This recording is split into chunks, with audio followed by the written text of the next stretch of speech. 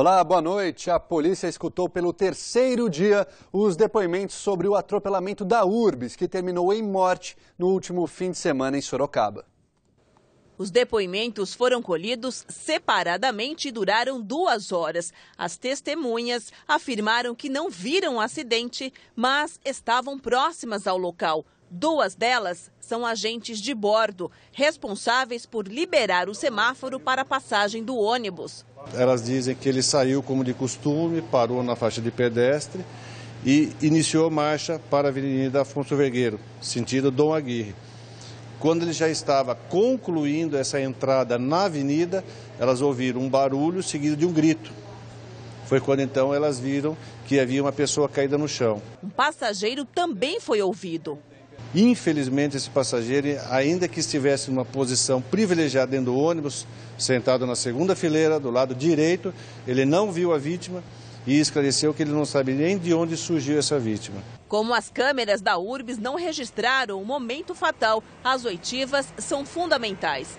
Débora Aparecida Ferreira, de 39 anos, foi atropelada no dia 11 ao passar na frente do terminal Santo Antônio. O motorista do ônibus teria atingido a vítima ao atravessar o sinal vermelho. Ele foi interrogado e confirmou que estava autorizado a avançar o semáforo fechado.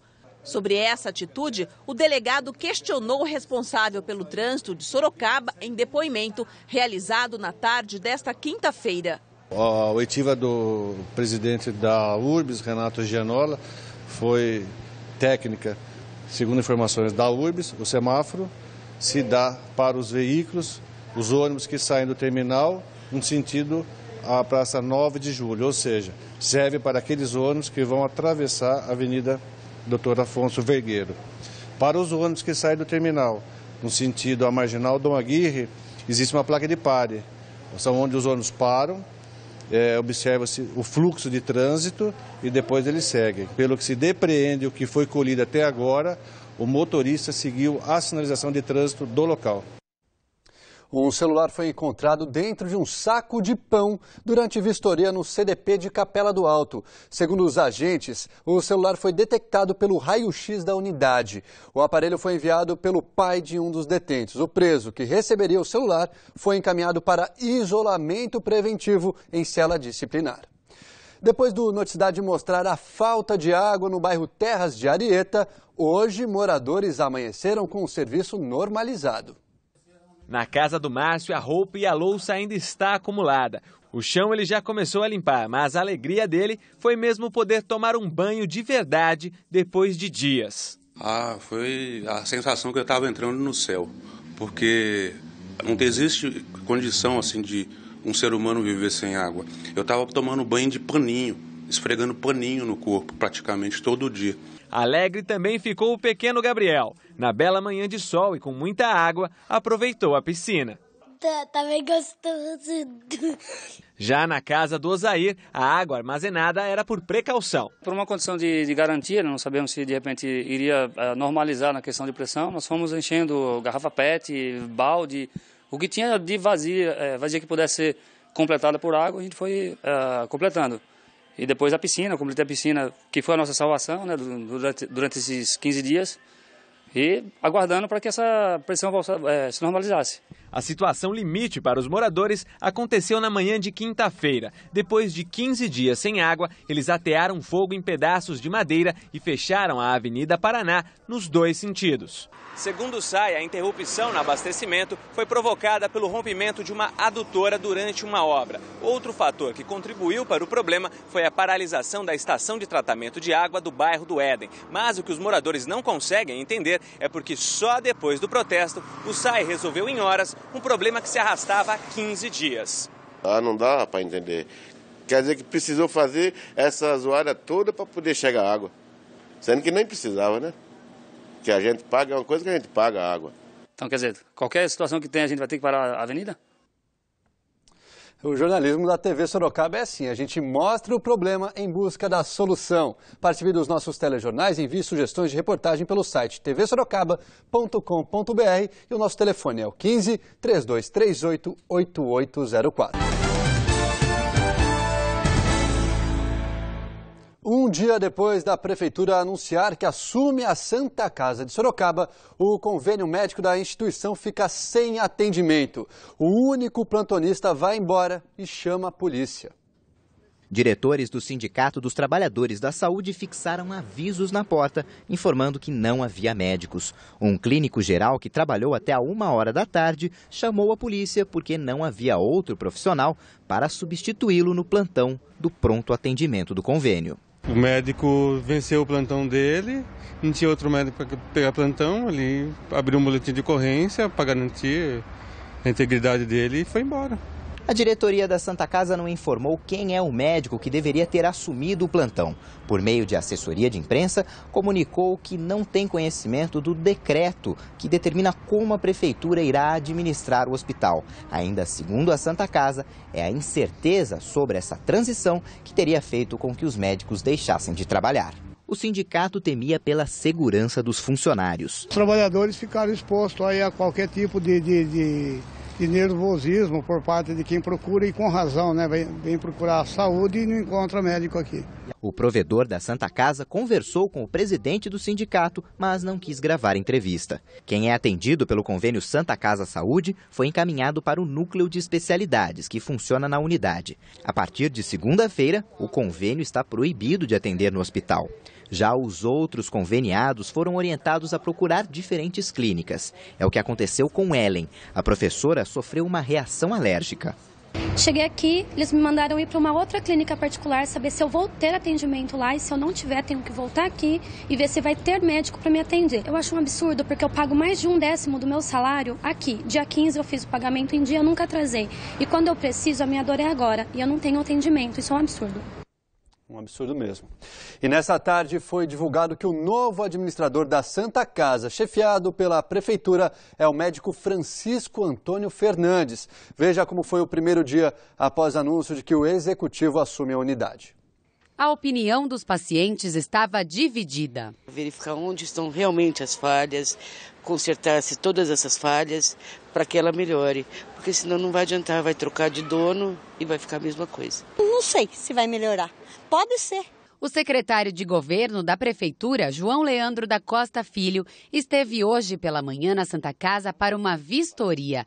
O objetivo é garantir que o processo de transição seja tranquilo. Outro ponto ainda em aberto é o destino dos atuais funcionários da Santa Casa de Sorocaba. O Fórum de Sorocaba determinou nesta sexta-feira em liminar a proibição do chamado rolezinho nos shoppings Pátio Cienê e também no Cidade.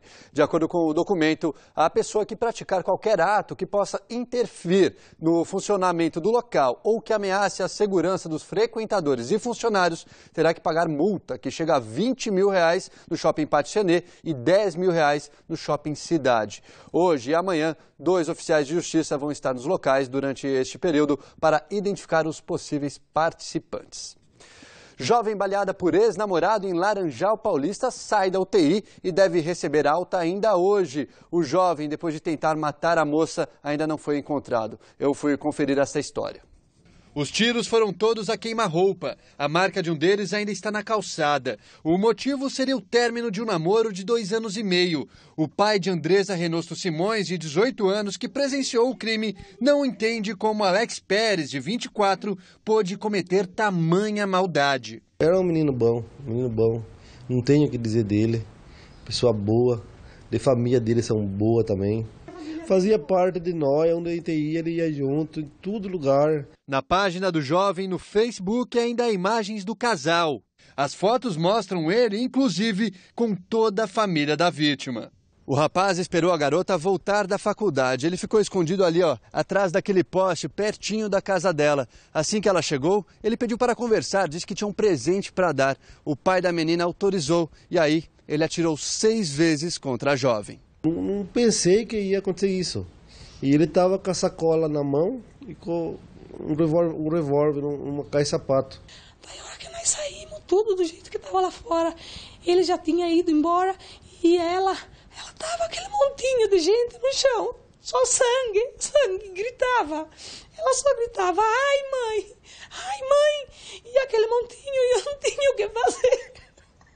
Uma das balas ficou alojada na coluna cervical de Andresa. Ela pode ficar sem andar. Nunca mais pode ser que ela volte. Só Deus que pode fazer ela andar só, porque ela perdeu os movimentos. O crime chocou toda a cidade. Laranjal Paulista, com menos de 24 mil habitantes, costuma ser bem tranquila. Casos como esse assustam os moradores. Por ser cidade pequena, né? Fica um pouquinho chocada. Choca muito, muito. Preocupa a cidade.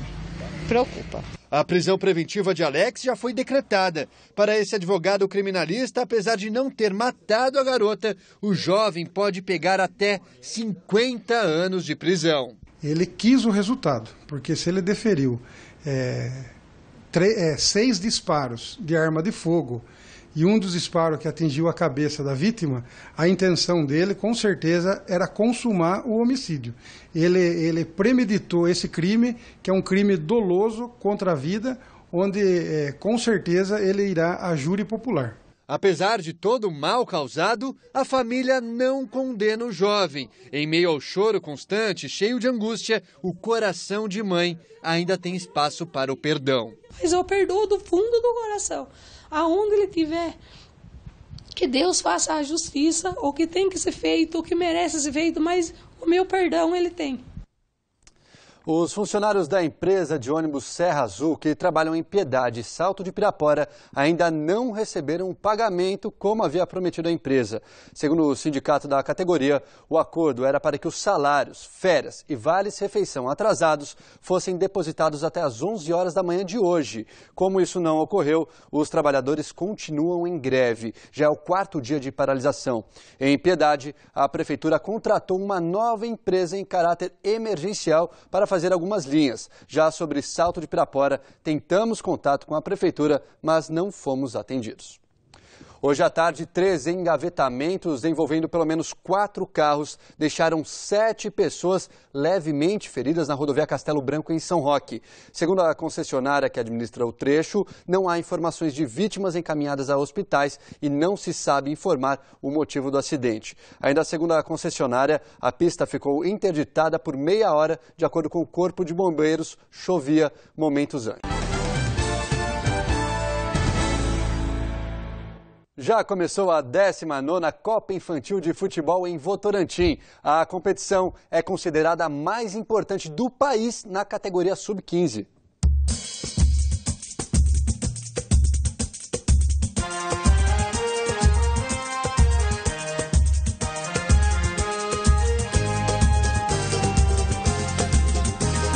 Eles ainda não têm a experiência de um profissional. O desgaste físico é maior e o nível de esforço é outro, mas levam jeito e, por isso, correm atrás da bola onde ela estiver. E já que futuros craques podem ser revelados aqui, não faltam observadores, como estes da comissão do Corinthians. Procura já olhar todos os jogos para saber os adversários que nós vamos encontrar. E com certeza a gente vai avaliando, vai olhando alguns jogadores para ver se pode encaixar na nossa equipe. E se eles querem ver, a gente mostra.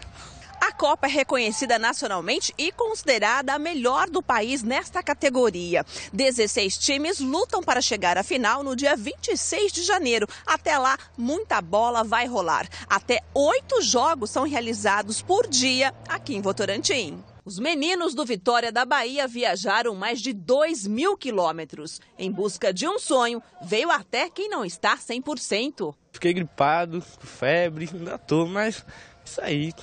Os jogadores destaques no Sub-15 em vários estados, além de garra, força de vontade, têm também sonhos. Eu quero chegar a um nível de seleção brasileira. Eles driblam e encantam. E se jogador é cheio de estilo, aqui não seria diferente. Como que é o seu estilo? Explica pra gente. É o próprio. É meu mesmo. O sonho de se juntar aos melhores é compartilhado pela família. A viagem de Santos tem um objetivo só: assistir ao jogo do filhão.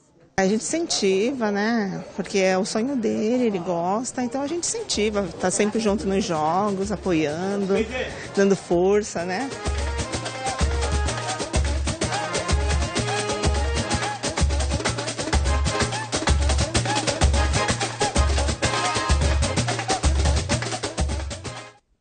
Os jogos da Copa Infantil de Futebol em Votorantim acontecem no Estádio Municipal. Os horários das partidas podem ser conferidos no site votorantim.sp.gov.br.